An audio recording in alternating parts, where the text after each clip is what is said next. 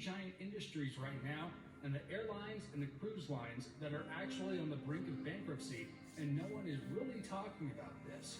In fact, I'm almost certain that if people aren't able to travel again in the next few weeks, or a couple of months, then we will see at least one major airline go bankrupt or get bailed out. In fact, it might even be all of them. And what is strange, that this might be one of the only bailouts that I have 100% agreed with, because it's due to an unpredictable change in traveling laws and regulations, and not due to the incompetence of the industry. The airline industry is not the only industry getting hit right now. Of course, you've probably heard about a lot of other shutdowns, like the businesses that involve large gatherings of groups of people. These are the businesses like the NBA, concerts, comedy shows, conferences, and much more. And even though each one of these businesses is much smaller than some of the bigger industries that we've already talked about, having all of these industries take a hit at the same time will begin to add up in ways that you don't think about. I mean, for example, have you thought about the economic impact of shutting down the NBA?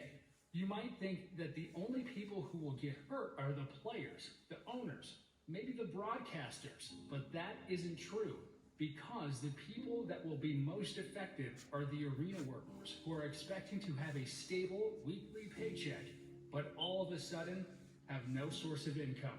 And yes, there's even different kinds of companies that don't draw in large or dense crowds that are still shutting down for several weeks at a time.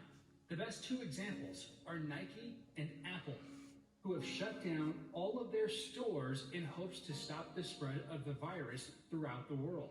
And even though these are big companies that will be able to get through the shutdown while still being able to pay all of its workers, there are still many businesses who are shutting down temporarily, or who are limiting store hours, who will be unable to pay their hourly workers their expected wage.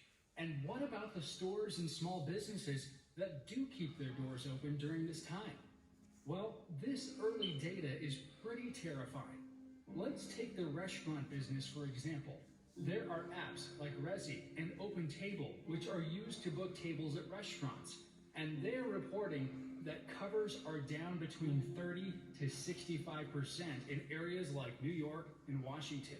So, all of these points represent the case for an incoming recession, and there's a ton of other points that are tough to quantify, such as businesses losing productivity by having people work from home.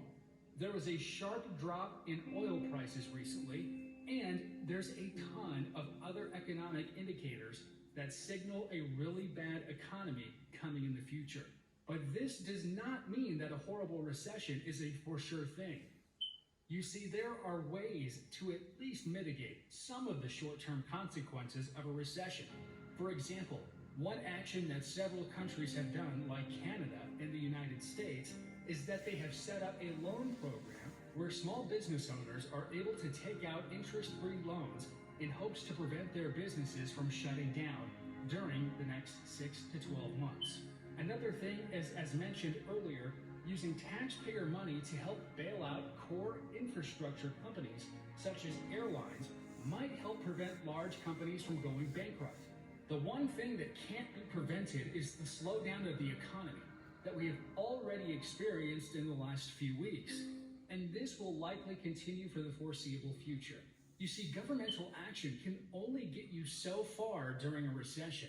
At the end of the day, the only real way that we can prevent or minimize this recession is to have life